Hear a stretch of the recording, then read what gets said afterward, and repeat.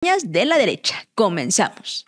La Agencia de Estados Unidos para el Desarrollo Internacional, mejor conocida como la USAID, está en una lucha para evitar desaparecer ante la intención del nuevo gobierno ultraderechista republicano de Donald Trump de eliminar a uno de los brazos injerencistas de Estados Unidos en el mundo, que pretextaba realizar ayuda humanitaria, dar recursos para la educación, a través de instituciones académicas y de think tanks e impulsar los valores de la democracia, la libertad, patrocinando a medios de comunicación y periodistas. Tanto Trump como Elon Musk se refirieron a la USAID como hervidero de izquierdistas radicales. Han usado la red social X, propiedad del multimillonario Elon Musk, y medios corporativos para expresar que dicha agencia debe de desaparecer. Pero, ¿por qué Trump quiere eliminar una entidad que le ha servido al imperio norteamericano para incrustar sus políticas colonialistas y como instrumento de desestabilización de gobiernos contrarios a sus intereses a través de estrategias de lawfare y campañas sucias? Se dice que Trump viene con la espada desenvainada, porque la USAID invirtió millones de dólares en patrocinar medios para descubrir la trama del Russiagate, en la cual se da a conocer que el empresario naranja recibió apoyo del gigante asiático durante su primera campaña presidencial, lo cual le quitó legitimidad en su llegada a la Casa Blanca por primera vez. Esto nos recuerda que en Estados Unidos también se está dando la lucha política de los diferentes grupos y que la política no es uniforme. Actualmente, a pesar de la orden del republicano, un juez interpuso un recurso para detener la extinción de esta agencia, argumentando que sería un daño irreparable para los miles de trabajadores que la integran y que están repartidos alrededor de todo el mundo. Además de los reclamos de las organizaciones civiles, institutos académicos y medios de información o desinformación que reciben apoyo de dicha agencia.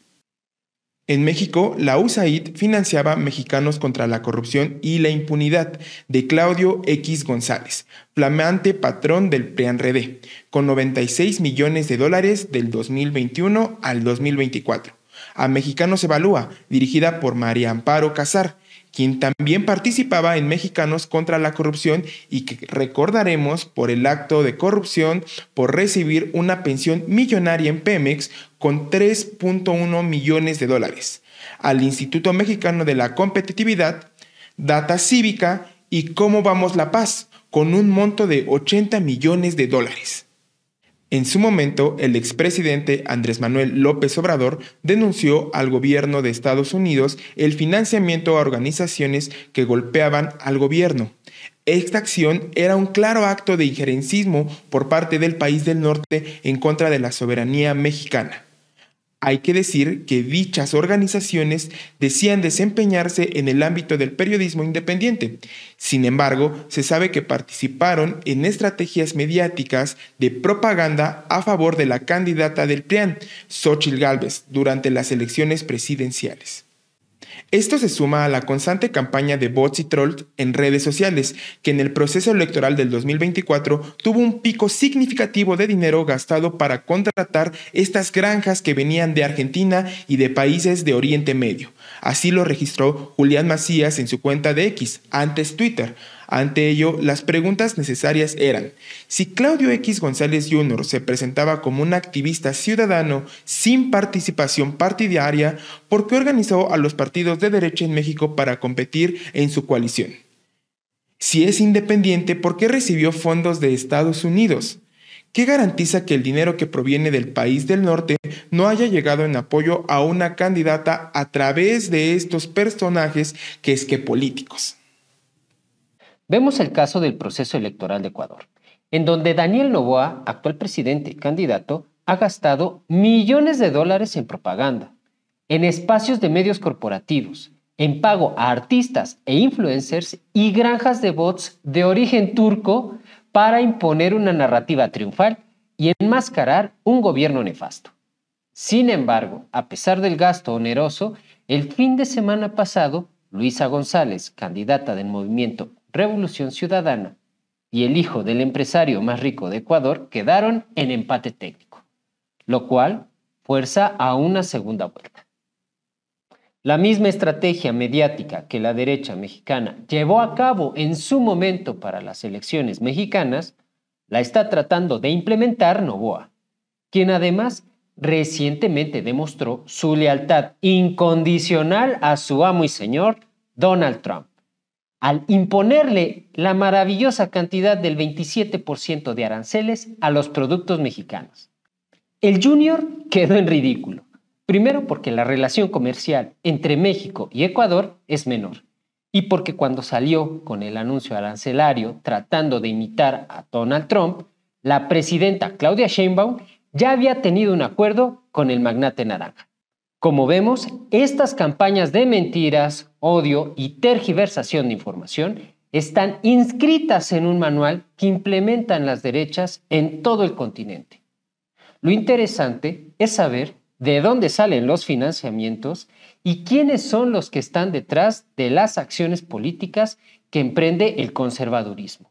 Ante el ascenso de la oligarquía tecnológica en Estados Unidos, la participación de los juniors tóxicos en la política y de los virulentos huérfanos de la USAID, el pueblo de México necesita más que nunca estar unido para plantarle cara al embate de quienes quieren robarnos los derechos ganados a través de las luchas sociales.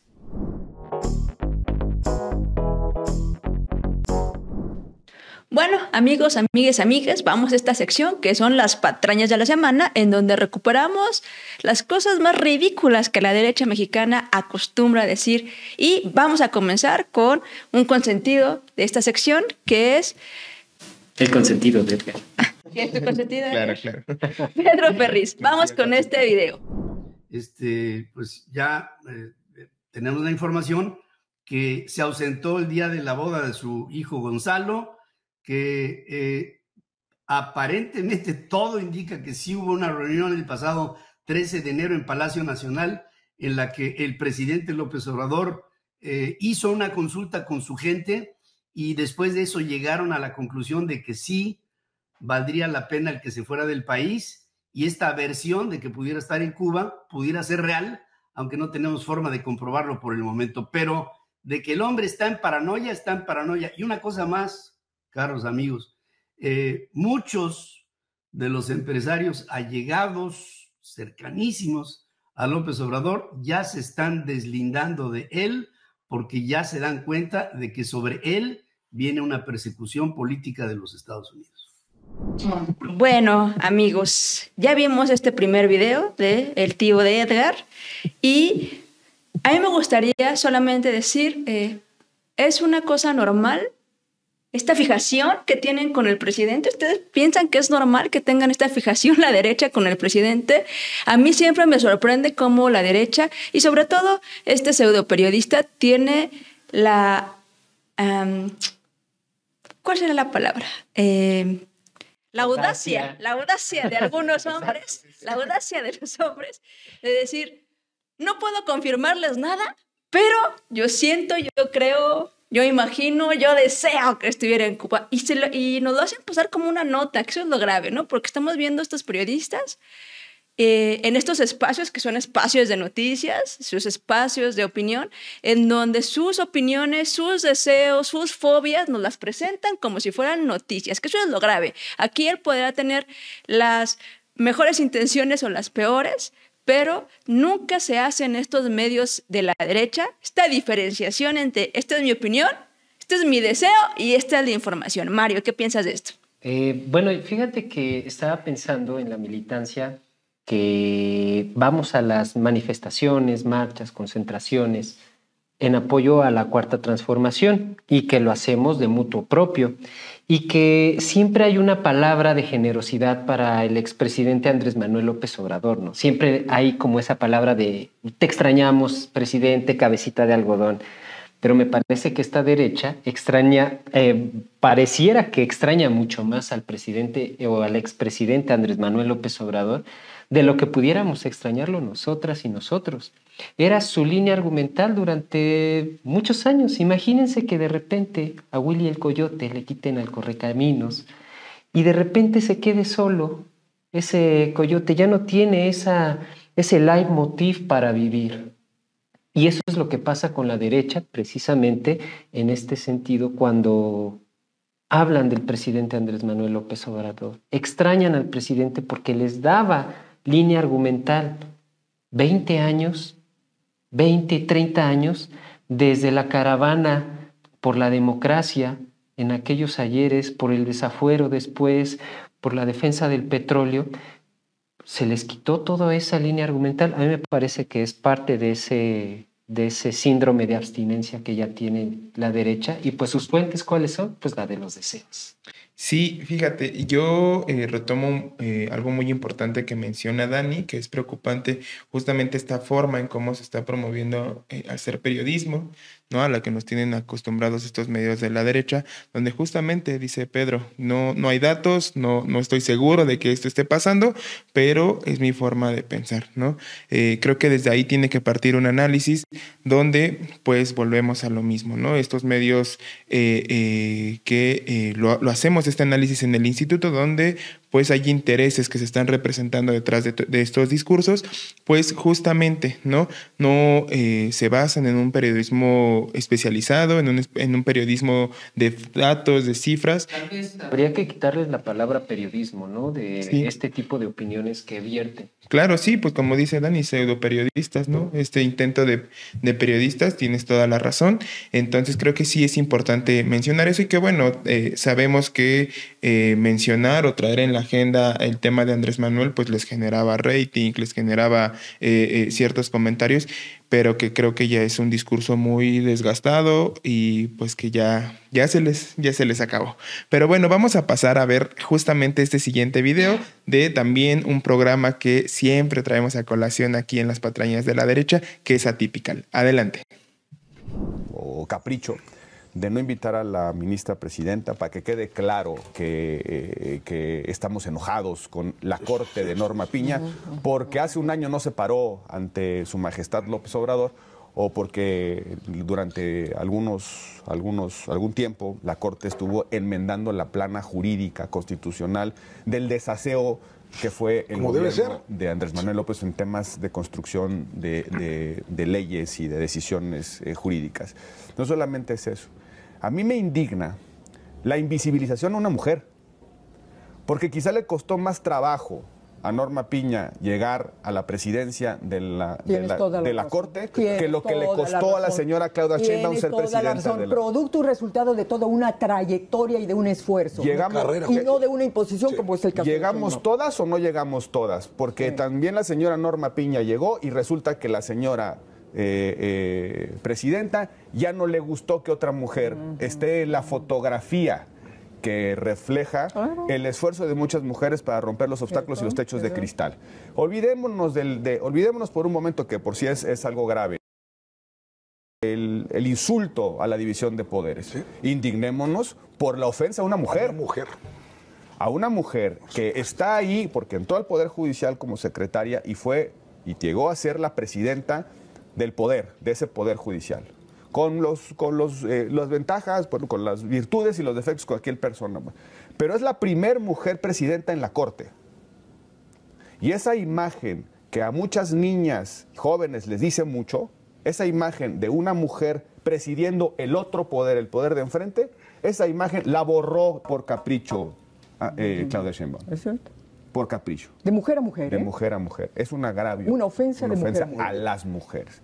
Bien, justamente estamos viendo este análisis donde pues, nos menciona, ¿no? de por qué no se le invitó a Norma Piña a la conmemoración de la Constitución del pasado 5 de febrero. Me parece importante mencionar ese tema y que lo traigamos porque justamente se está tergiversando las razones por las cuales no fue invitada Norma Piña, ¿no? Y se utilizan en su discurso sectores muy vulnerables de nuestra sociedad, como son las mujeres, como son las niñas, que pues durante el régimen neoliberal hubo una campaña por invisibilizar a este sector de la sociedad, que eso lo tenemos que tener muy claro, y que a mí me parece muy pertinente cuando decía, ¿no? Y Dani lo ha hecho mucho énfasis en diferentes espacios donde ha estado comentando, que Andrés Manuel López Obrador fue como muy tranquilo, muy light, pero Claudia sí es muy fuerte en esta parte. Es directa, justo. Y lo dijo ella y lo aclaró en una conferencia matutina.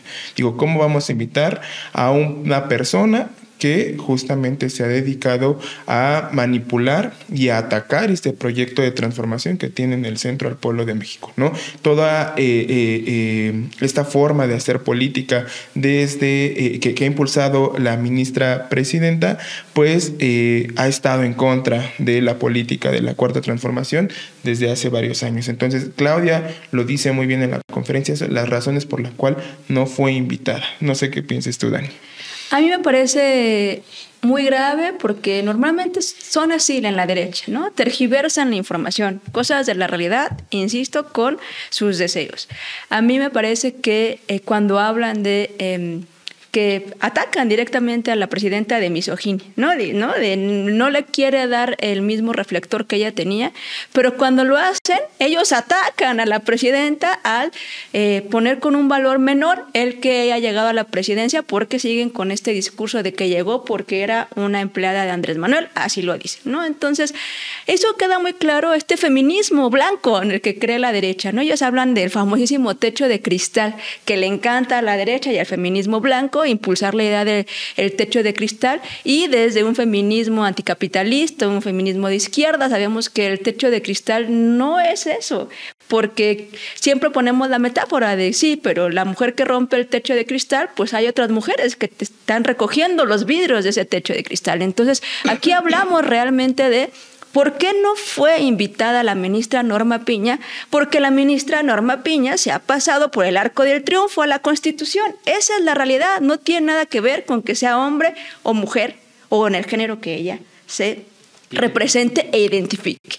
Entonces quieren sacar de contexto toda la campaña que hubo, no en contra de la presidenta, no en contra de Andrés Manuel, en contra del pueblo de México, que salimos a votar, que hoy por fin vamos a poder participar en unas elecciones históricas para poder elegir a nuestros representantes en ese poder, e insisten en tratar de poner piedritas para que esa elección no pase, y por eso la presidenta está en todo su derecho de no llevar a alguien a un evento tan importante que celebra la Constitución, porque es un documento en el que ellos no creen. Y el Poder Judicial estaba representado, por supuesto que sí, porque allí estaban otras compañeras ministras representadas en el Poder Judicial. Entonces ellos quieren sacar de contexto todo, hablar de misoginia cuando no existe. Aquí lo que existe es solamente poner las cosas en su debida dimensión. No estaba ahí porque ella no representa el Poder Judicial, y porque más bien Norma Piña representa ese asqueroso Poder Judicial que por fin nos vamos a poder quitar en las siguientes elecciones. Perdón, y como justamente lo dijo la doctora, ¿no? ¿Cómo vamos a invitar a un personaje a la conmemoración de nuestra Constitución, a una persona que está violentando la Constitución? Es algo que pues no es tener congruencia política. Lo dejó muy claro la presidenta Claudia. Así es. Yo recordaría ahí varios momentos de la aún presidenta de la Suprema Corte de Justicia de la Nación, sobre todo porque se ha caracterizado por hacer muchas trampas.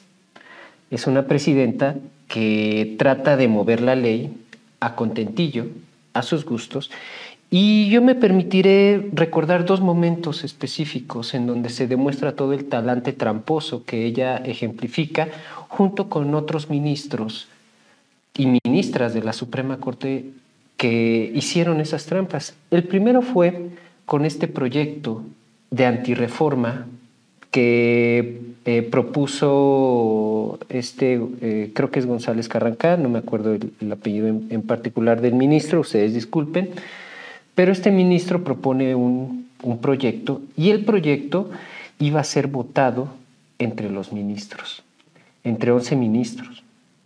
La nueva reforma dice que para aprobar un proyecto se necesitan 8 votos.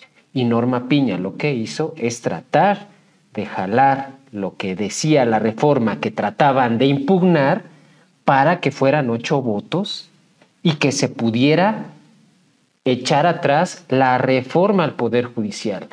Eso demuestra una trampa tremenda con relación a la actuación de la ministra presidenta. Es la máxima autoridad del Poder Judicial de un país. Y el otro momento es prácticamente la clausura de las actividades del Consejo de Evaluación para la selección de las y los aspirantes a los puestos en el Poder Judicial a miras del 1 de junio, que se va a realizar la elección de este poder de jueces, magistrados y ministros.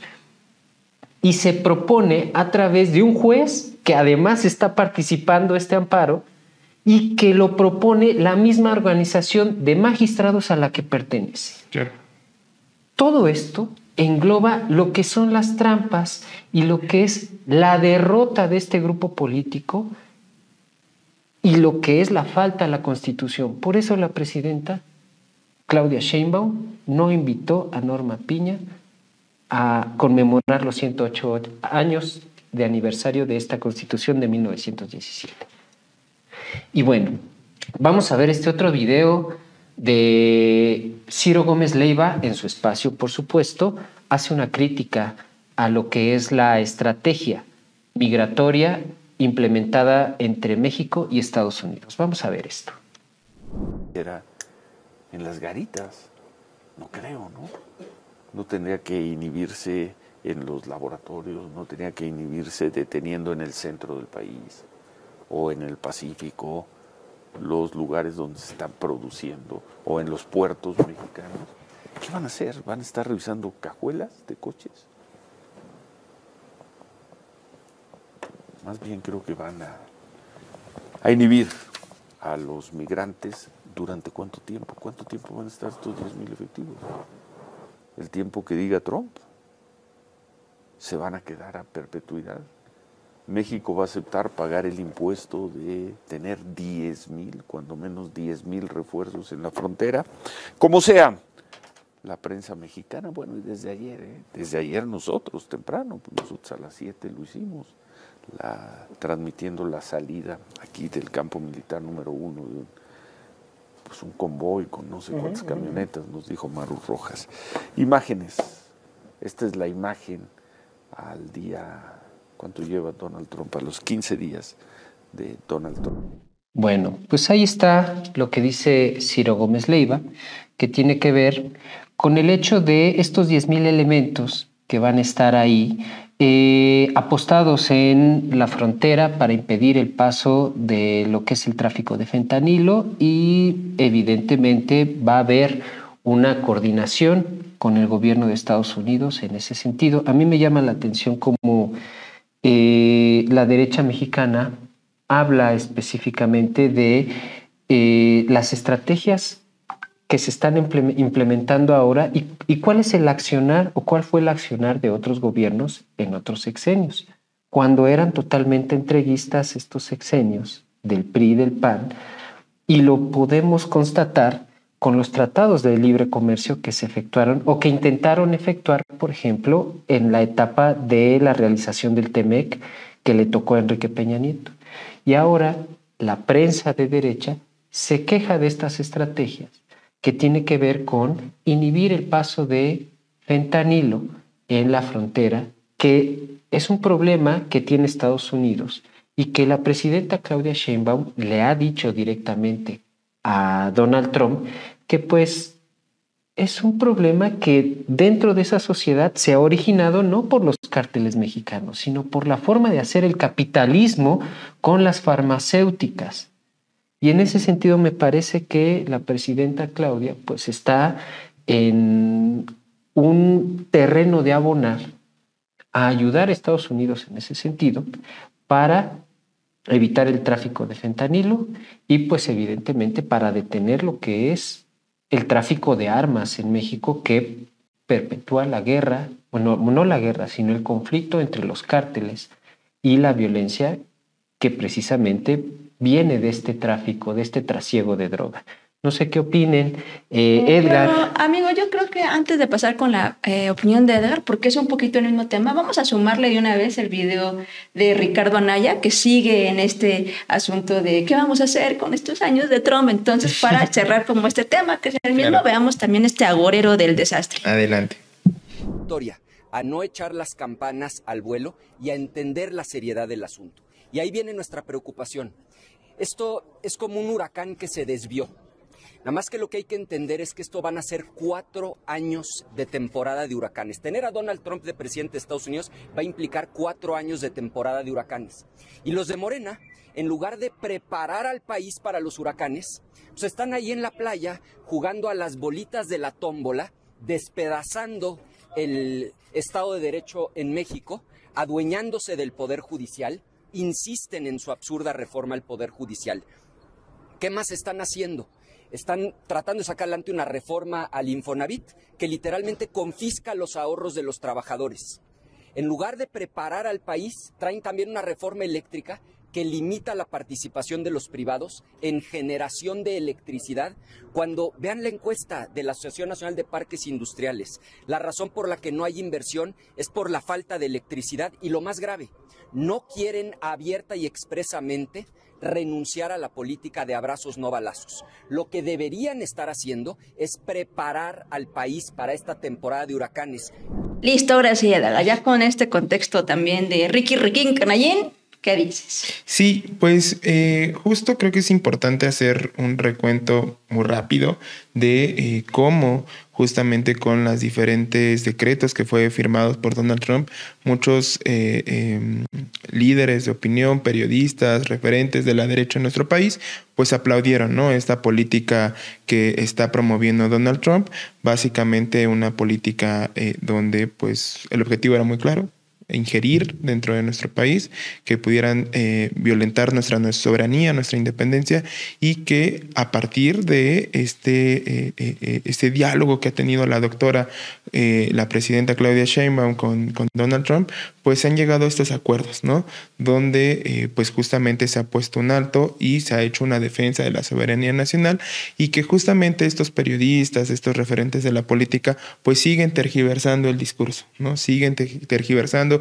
sigue abonando, mencionando lo que dice Ricardo Anaya, ¿no?, que se nos viene un huracán, ¿no?, en nuestro país, donde pues vamos a estar sometidos ante la política de Estados Unidos, ¿no?, y que justamente abonan a todas estas políticas que no son nuevas, ¿no?, estas iniciativas de reforma como la de ley Infonavit, la reforma al Poder Judicial, la reforma energética, donde pues no es algo nuevo, es algo que ya se viene informando a la gente desde años atrás, no es algo nuevo, y que se ha dejado muy claro que se tiene como el eje recuperar nuestra soberanía, etcétera, ¿no?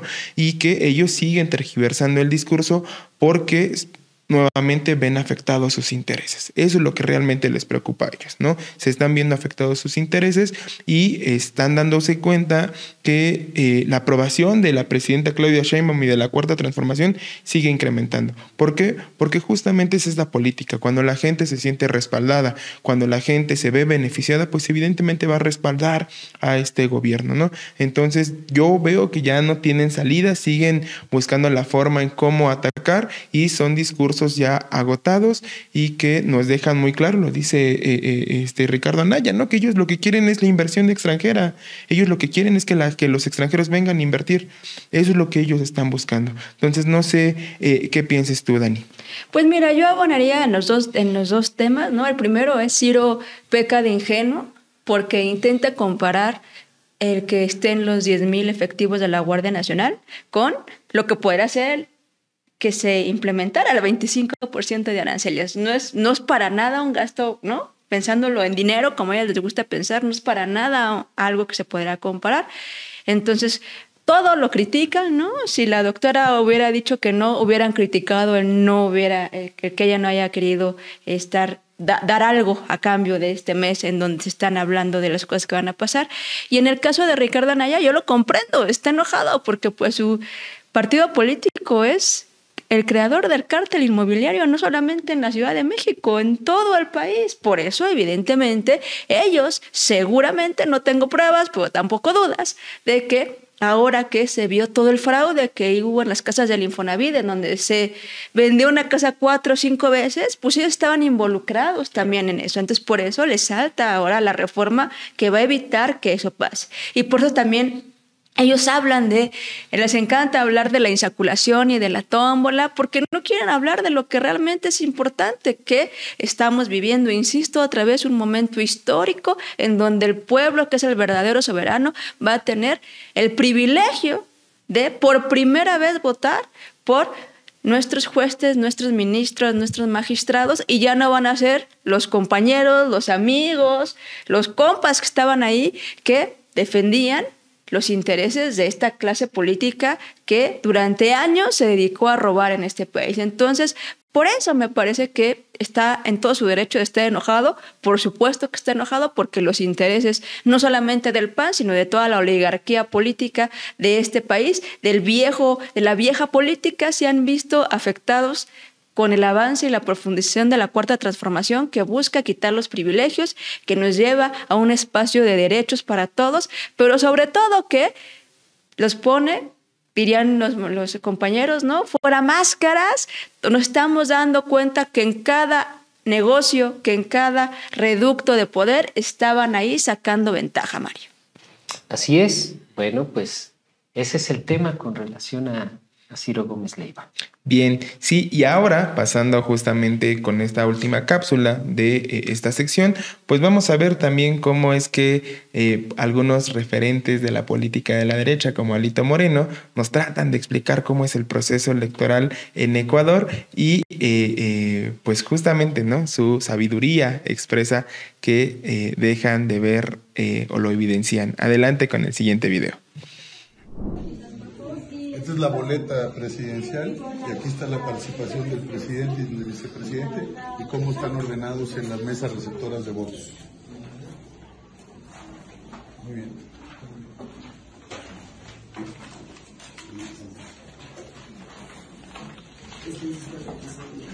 Bien, pues ya vemos aquí al gran observador electoral que fue a representar a nuestro país a este proceso electoral, donde pues se ve evidentemente que nos explica muy bien cómo es la boleta electoral, cómo se está realizando la votación y que pues evidentemente estoy hablando con sarcasmo, ¿no? Deja de ver que pues no sabe nada de este proceso y que justamente pues apenas está viendo esta boleta, no tiene referencias y es por eso que hacen un paneo muy rápido de cómo se están llevando, ¿no? Sería un tema como parece chiste, pero es anécdota, ¿no? Uno podría pensar que esto no pasa, pero lo dices perfectamente, Edgar. Es un asunto simplemente de hacer la simulación de la democracia, porque alguien que nos quiere explicar un proceso democrático, alguien que se reeligió por encima de sus bases y sin ninguna legitimidad. Cambió las bases, cambió el estatuto del partido. Entonces, pues Alito, ¿qué nos puede decir, no? Entonces a mí me parece que simplemente pues nos da risa porque estamos ya más allá del bien que del mal, pero demuestra otra vez la calidad de la oposición que tenemos en este país. Sí, fíjate, es tremendo porque también Alito estuvo en Uruguay cuando fue la elección allá, la presidencial en Uruguay, y ahora lo vemos en Ecuador. Le gusta viajar a Alito. Qué bueno que, la verdad es que los viajes ilustran. Compañeros, si ustedes pueden, viajen, evidentemente. No, pero Alito lo hace con el erario público, lo hace a partir de un fin político. Y esto me parece que también tiene que ver con una parte en donde ya no tiene presencia en el ámbito político nacional, en donde el PRI como tal, el PAN, o lo que en su momento Claudio X González juntó como PRIAN-RD, pues está perdiendo mucha de esa fuerza, ¿no? Entonces, ¿qué hacen los presidentes o los expresidentes de estos partidos? Viajan. Lo otro que me gustaría comentar es que el proceso de Ecuador es un proceso muy importante y que se han gastado millones de dólares en publicidad, en trolls, en bots, por parte del candidato Daniel Noboa, que también es presidente del Ecuador. Y eso es fundamental porque repiten las mismas estrategias golpistas, mediáticas que vemos aquí en México. Entonces, ahí están enlazados estas dos fuerzas y hay que recordar que Daniel Noboa fue quien secuestró a Jorge Glass de la Embajada de México allá en Ecuador y que además hace el ridículo imponiendo 27% de aranceles en lo que son productos mexicanos. Recordemos que él fue invitado a la toma de protesta de Donald Trump. Así es. Fue uno de los invitados especiales por parte, y que justo de esa estrategia que mencionas de redes sociales, de medios de comunicación, pues el financiamiento pues es algo casi como dicen un manual, ¿no? De dónde viene el financiamiento y por qué se establecen estas campañas golpistas en las redes sociales en contra de los candidatos, los representantes de la izquierda. Así es, fiel vasallo. Pero bueno, ahora sí vamos a pasar con la sección de Periodicazo en el hocico. Vamos a verla. Los jóvenes, educación, cultura, deporte, empleo, derechos, no guerras como las de Calderón. Ahora vamos con la sección de lo que realmente está pasando en este país.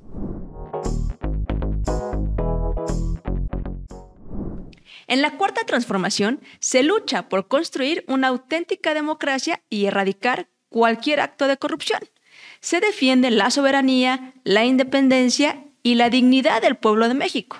Para ello, este 2025, la presidenta Claudia Sheinbaum ha enviado al Congreso de la Unión una serie de reformas que aquí te resumimos. El pasado 5 de febrero, como parte de la conmemoración del 108 aniversario de la Constitución de 1917, la presidenta anunció que enviará al Congreso de la Unión 2 reformas constitucionales. La primera, la de la no reelección, con la que se garantiza el principio maderista, sufragio efectivo, no reelección. Y la segunda, que es una prohibición expresa del nepotismo en cargos de elección popular. Es decir, que ningún familiar podrá suceder de manera inmediata a otro tratándose de un puesto de elección popular. De igual forma, se presentó la iniciativa de reforma a los artículos 4 y 27 de la Constitución para proteger las 59 razas de maíz y para prohibir la siembra de maíz transgénico. Recordemos que sin maíz no hay país. Asimismo, se envió el paquete de leyes secundarias de la reforma constitucional en materia energética, que fortalecen a Pemex y a CFE como empresas públicas, regresan a ser empresas públicas del Estado como lo fueron antes del 2013 y permitirá que sean más eficientes, transparentes, austeras y dejarán de ser consideradas como monopolios. Y por supuesto, la reforma a la ley de Infonavit, que tiene como objetivo erradicar la corrupción y construir vivienda social, permitiendo tener una responsabilidad directa y transparente en el manejo de los recursos, que los trabajadores y trabajadoras tengan certeza del cuidado de sus ahorros y que exista completa transparencia en la asignación de viviendas y de créditos, ya que existirá completa fiscalización de los recursos por parte de la Auditoría Superior de la República para evitar casos de corrupción. Y así hemos llegado al final de las patrañas de la derecha. Síganos en todas nuestras redes sociales. Estamos como INFP Morena en todas ellas. Recuerden, sin formación no hay transformación.